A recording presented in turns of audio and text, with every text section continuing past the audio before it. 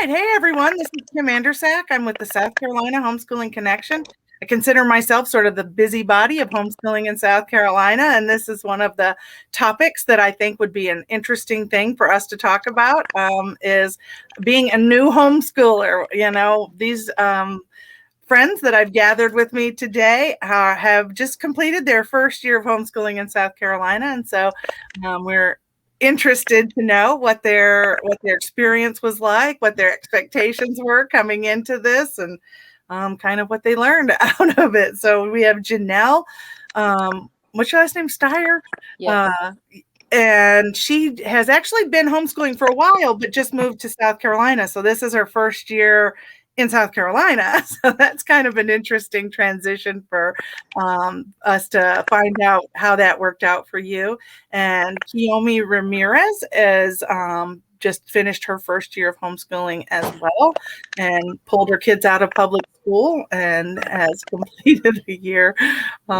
And so tell us a little bit more about sort of how you decided to get started in homeschooling and, what you thought about when you moved here, different things like that. So how did your year start off this year? Give us a little start on that. Whichever one of you. Okay, go ahead, Janel. It was moving during the pandemic was a little rough anyway, but our homeschooling process, we homeschool all year round. So it wasn't too much of a difference. Actually, I believe that it was a little easier because we just had the 180 days of counting for the calendar days, and then the core subjects that we had to do. And we found a online curriculum system that actually worked very well for my girls. They absolutely loved it. So they used that program. We were able to do a lot of field trips for their history, for history and science. The only struggle that we had was finding outside field trips, not outside field trips, but activities for them to do. But that was kind of expected because of the pandemic was still going on. Yep. But as soon as it began to lift, we joined, say, for instance, the bowling. They did the homeschool bowling league. And then they did a lot of camps. In fact, I'm tired of camps. We got camps, like one's gone now. But other than that, I think that it has been really rewarding. Yeah, I think a lot of people at the end of their first year homeschooling, they're like, we're going to stay home now.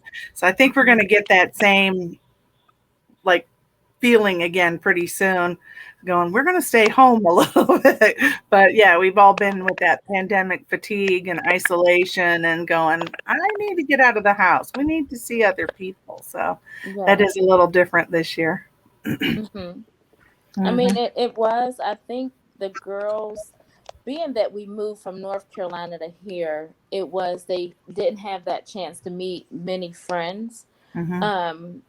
But it also gave them a little more time to kind of slow the pace a little bit and find out, I think, with them, what areas of sports they wanted to focus on.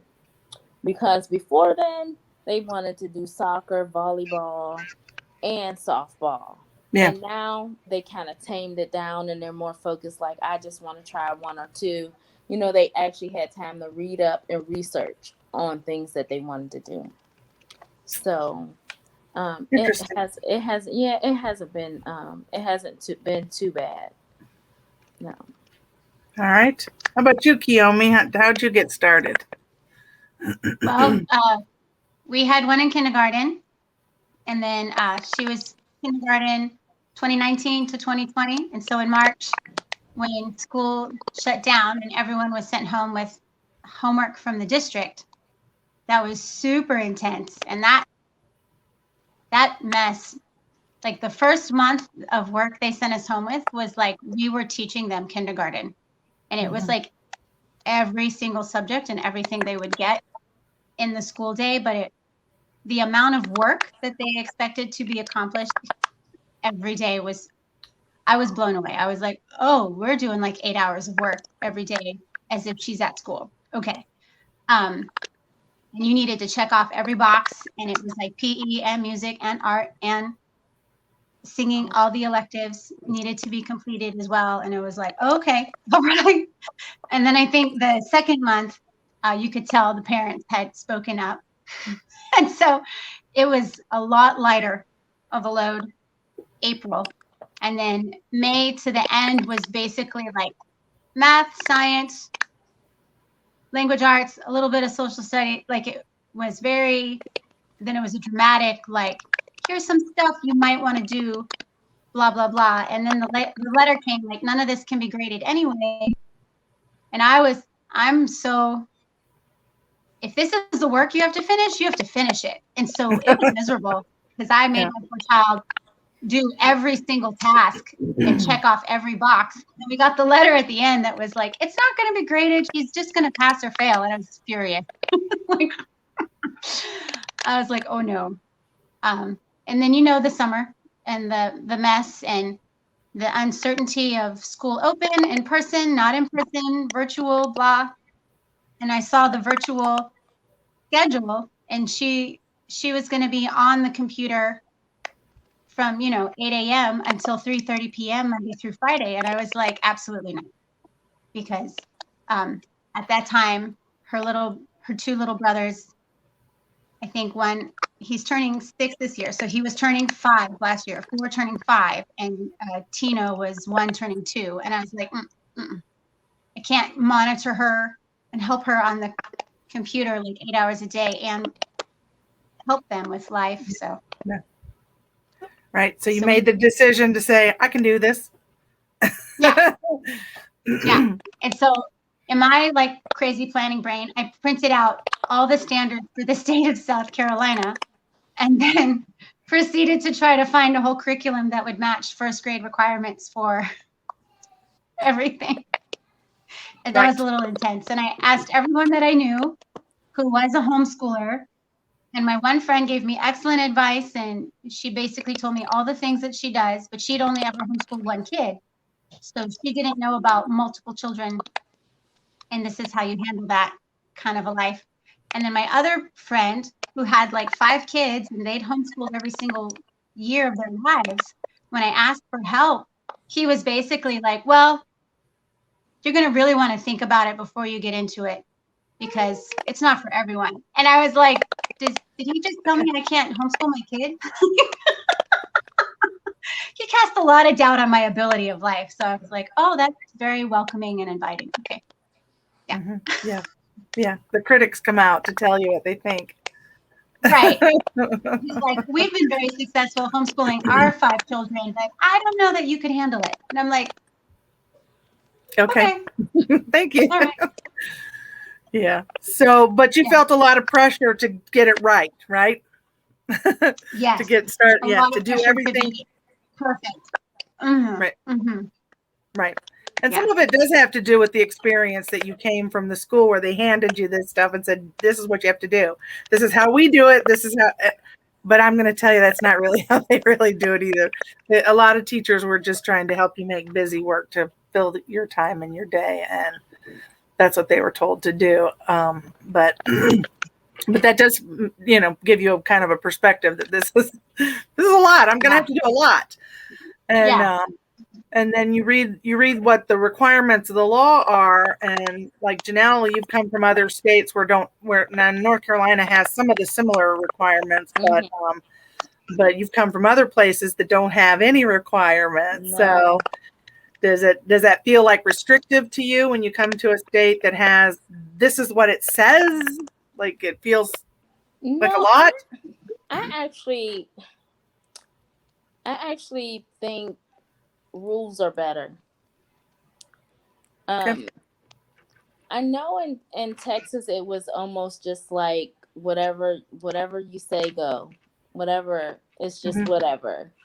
And then the only difference in North Carolina was you had to do the notice of intent. And I think it was very similar to the rules here other than that. But I think it's not only good for the parents, but it's good for the kids too, because it keeps track. And they can see their very own progress, and it makes parents know where the kids need to be and that they're doing each subject that they're supposed to be doing to keep them on task. Yeah. And the record keeping. In Texas, yes, you have to keep record keeping, but you really have no one that you have to show those records to. Right. You have no accountability. Right. Right. And in South Carolina, you don't necessarily have to show your records and prove that you're making progress. I always say the record keeping requirements in South Carolina is more like the seatbelt law, where you know there's a seatbelt law and there's a beeping noise in the car that reminds you to buckle up. You'll see signs going down the highway, click it or ticket, that remind you, but the likelihood of somebody stopping you for that, there's nobody really checking up on that, other than occasionally you might get pulled over and, oh, by the way, you weren't buckled up. So I think that the record keeping requirements is a lot like that. It's when I buckle up in the car, it's not because I'm worried somebody's going to stop me and catch me for it. I buckle up because I know the reasons why I'm doing it. And so as an association that's supposed to hold you accountable for those things, I think that it's a lot like that. It's more somebody that's like explaining to you what the requirements are and just helping make sure that you are doing it, reminding you and beeping occasionally. Oh yeah, you're supposed to be doing this. Oh yeah, I'm doing that. That's right. I'm all buckled up. I'm good to go. But yeah, it's for your benefit. And if you don't keep the records, then you're the one that doesn't know really, your own progress. It's easy to focus on the things that don't work because you already start with sort of a mindset and, the critics that are around you and your own, inner talk saying, you're not doing enough. You're not going to be able to do this, So the records, when you keep those records, it helps reassure you that you can do this and they are making progress. It's for you. So you can see that along the way. So did you find your records to be helpful to do that for you? Yes. Yep. Yeah. Yeah. So, so along the way, so what are some of the things that you had planned to do that didn't work out? We always start in the beginning with these great plans, like Kiyomi, you were talking about your scheduling and having to do all the things. How did that work out for you? Well, yeah, just with the planning and just the, printing out the standards for first grade and stuff, and like, oh wow, this is super intense. Like, okay. So, like I found a language arts curriculum I loved, and we found a math that we loved, but it didn't arrive until October. And so filling in the gap there, we bought like the big first grade workbook and another big first grade workbook and just had her do all the math stuff. And then when it got to a part where it's like, I didn't want to just teach her I was trying to teach her stuff, but like when we hit fractions, we're like, all right, this math program needs to arrive. Because I didn't want to just like put something in that would have it go the wrong way and have her, mess that up. I feel like fractions is a foundational requirement for your math life kind of a thing. So we started over in October with math, and it was actually nice because she had all that practice in the workbooks. So she just did that. With science and social studies, I didn't know where to turn and what to do. And I realized, this is a later question in hindsight, but I didn't ask. Like I didn't go to the association and ask, what do I do for first grade history? What do I do for first grade science? And because I saw other people's posts about what they were doing, and I was like, but that doesn't meet the state standard. And so like I couldn't, but the standard is this, and you guys are doing this, and that doesn't line up. And like I couldn't get out of my own way. Okay. So yes. Janel. Field trips. When all fails, right, Kim? Yes. All fails, field trips and printouts. Nice. Yeah. So yeah, that's a lesson that you learned. There is a difference between what the state standards are and what we're really required to cover and do. The standards.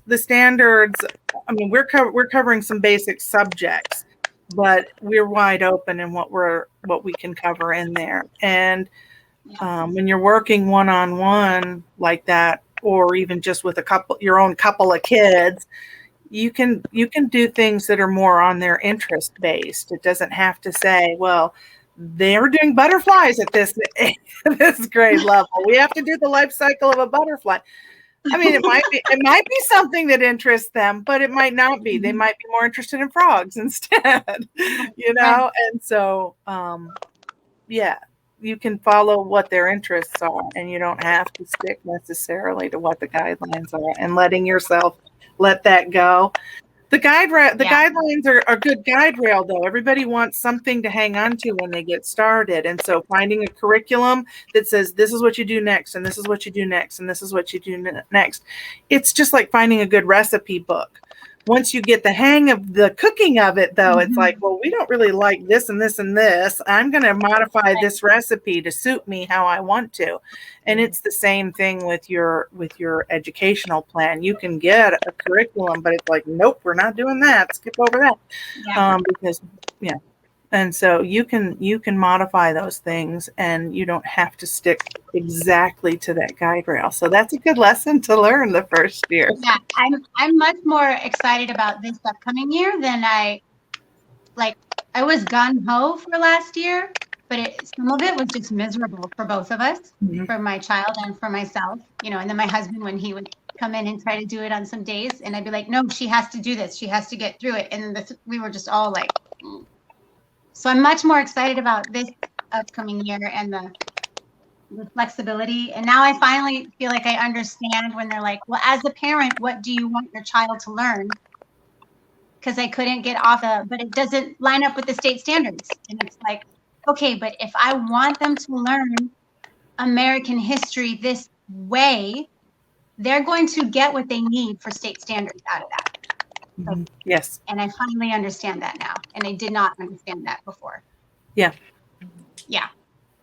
And if you did South Carolina history at a different grade level than they do South Carolina history or whatever it is, it's fine. Yes. Yeah. Yes. Good lessons. Learning. Yes. So what about you, Janelle? Was there anything that you felt like you had to ditch the plan and do differently this year that you had originally thought would go a different way? Mine was just the switching of the classes at the beginning of the school year. Is to put, when Aaliyah was in the general, I had her in some of the general classes, and I was told that it didn't make sense going into her 11th grade year to put her in general classes to go hit on and do the dual enrollment classes instead of AP classes, because it didn't make sense as far as credit wise went. So that's where we are. That's what I'm struggling with right now. It's her acceptance stuff for the dual enrollment. Yeah. Well, dual enrollment is a possibility. You have to know why you're doing that, though. It's not necessarily the right path for everyone, but but definitely, if they're ready to go ahead and do some of those kind of advanced classes, it's a good experience and good exposure. And yes, go ahead and get. Kind of what my struggle was. Well, they take a class at college, and it counts as their college credit, but they also can count it on their high school transcript or the high school credit. So they're getting dual credits on college and high school at the same time. So I had one student that did dual enrollment classes and one that didn't. But that's how mine is going to be. It just depends on what their goals are and if it makes sense for them. So So it's good that you figured that out. Getting into dual enrollment makes sense for this particular student. Yeah, it's good. And I think you can pretty much tell early on it's kind of like if they have that thrive to learn more, or push themselves just a little bit harder. And then I have one that just pushes, and then I have one that she does what she just has to do, and that's it. Mm-hmm. My husband's favorite saying is "good enough for government work." That's how. Was he in the military? Yeah. My husband too. Yeah. That must have been. Yep, that's their saying, isn't it? Yeah. So if you could go back and tell yourself something that to do from the beginning, do you have anything that you would try to convince yourself that you'd do different? I would stop the flip-flop stuff that I do. You know how I say I flip-flop because I want to make sure that they're on task with everything, because I was afraid that they wouldn't get accepted into a college with just the homeschool records and stuff like that. But this was just confirmation for me. Uh-huh. So when you say flip-flop, you were talking before we started recording that you've actually put them back in school a couple of times. Yes. Mm-hmm. Because you second-guessed your own self and what this path. Yes. And is this path going to get you to where you want to go? Because a lot of people worry about that we're not getting the state diploma. And so what about the doors of opportunity? Are our kids going to just, flounder at the end? There was just a post too online, and someone was asking about which association. They were talking about associations in general, was the better associations for a child to go to be able to get into college for scholarships. And any of them. I mean, I had to respond, and several other families had responded too, because you can go anywhere. If you just sit down and you just read through and listen to some of the podcasts and previous messages and stuff, they tell you that it's not about the associations. It's not the associations that's going to get you there. Right. It's the student's work. Right. The parents can make a transcript. Parent-made transcripts are still supposed to be acceptable. You might have to jump through some extra hoops, though, to show course descriptions or syllabuses, where some of the associations will do that verification for you, and the Commission on Higher Education accepts the association's transcript. So it's kind of like when you have like a resume and you have to put references on there. It's kind of like that. And so I didn't have a problem with mine from you. But any of them should be totally fine. Yeah, they should be able to get in. So how about you, Kiyomi? Any other words of wisdom that you would go back and tell yourself?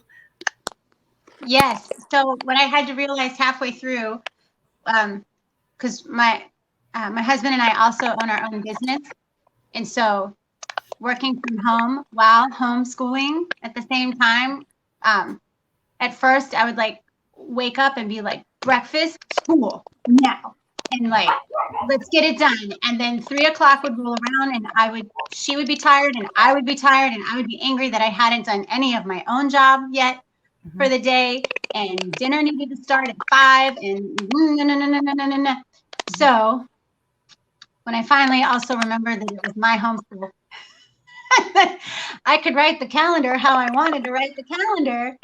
What we do now is a system that works very well, and we wake up and we all have breakfast, and I get all the kids dressed and ready, and I send them outside, and they have to play in the yard, and I don't care what they're doing. They're in the yard, the gate is closed, and unless it's a rainy day, they are playing from 9:30 to 11, and I get my work done.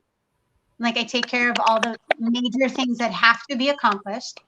And then we come in, we clean up, we have lunch, and we come upstairs to here, our little workroom, and she gets to work. And if I have extra stuff to do with work, it's not the stuff that I have to be on the phone. I have to send an email. It's easy stuff, like clearing a voicemail while she's doing her reading time or something. So it's not, I can give her my full undivided attention. I'm not answering my cell phone at that moment. and we do school, and she's gotten the wiggles out. So she wants to sit down and like work at that point because she's too tired because she's been running around the yard. So that works a lot better for us. I like that. Yep. Finding your schedule that makes sense to you is really important. Yeah. Yeah. Yep. Yeah. It's because it's yours. Do what works. Yeah. Yes, absolutely. Yeah. And I always told myself, I wish I could go back and tell myself to play more. So I love it that the thing that you're giving them right off the bat is more play. Because that's a couple hours running around outside that is absolutely valuable too. Yeah. And a lot of people look at it like it's wasted time, but it's not. And look, they come in and they're ready to work. Yeah, both. Yeah, and this year she's doing 2nd grade, and my son, he'll be doing kindergarten, and the one that's turning 3, we want to try to insert some preschool learning for him on the days he's interested, because I'm not going to stress. I'm going to learn how to homeschool 2 at a time first. Right, that's a new thing. Every year it's something new. I always wondered when do you become like a veteran homeschooler? When do I feel experienced? It's like how many years of this before I know what I'm doing? Because every year's a new year. I got kindergarten down. Now it's 1st grade. Now we've got 2nd grade and kindergarten. Now we've got it's always something new. Yeah. So. Yeah, I'm so excited about doing history and science together and having them do that together. Yes. Like, I'm excited about that. Yeah. I think once you get used to that, you are always learning along with them. I think that's when you're a veteran. When you just get kind of comfortable with we're rolling with it. This is what we're doing. So any other words of advice or things that you're going to take into this year now? How's the plan shaping up for this year? I would say don't be afraid to ask questions. Okay. Don't be afraid to ask questions. Say yours again, Janel. I said everything seems to be good so far. I know if I have questions, I know who to reach out to.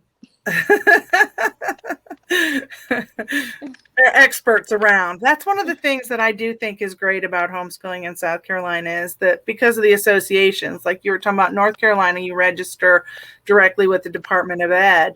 But when you have little issues with things, you have to advocate for yourself and figure it out. Where in South Carolina, we do have association directors that have dealt with a lot of this stuff before and can help advise you and walk with you through it. So definitely ask for help when you need it. So, all right. I also didn't learn. Oh, I'm sorry, Kim. Go ahead. I'd read all the rules 1,000 times, right? Every option 1, option 2, option 3. I joined the association, and then for some reason I still had it, along with having to follow state standards, I had it that she had to do 4.5 hours of homeschool every day. And so I had it super I just way stressed myself out. And I feel like if I had not been afraid to be a newbie, just not be afraid to be like, I don't know what I'm doing. Please tell me how this works. I'm going to ask 1,000 questions and be patient with me. And just done that, I would have progressed a lot faster than, But I think at the beginning, there were so many emotions at the beginning of the pandemic, and teachers were overwhelmed. Children were extremely emotional and overwhelmed.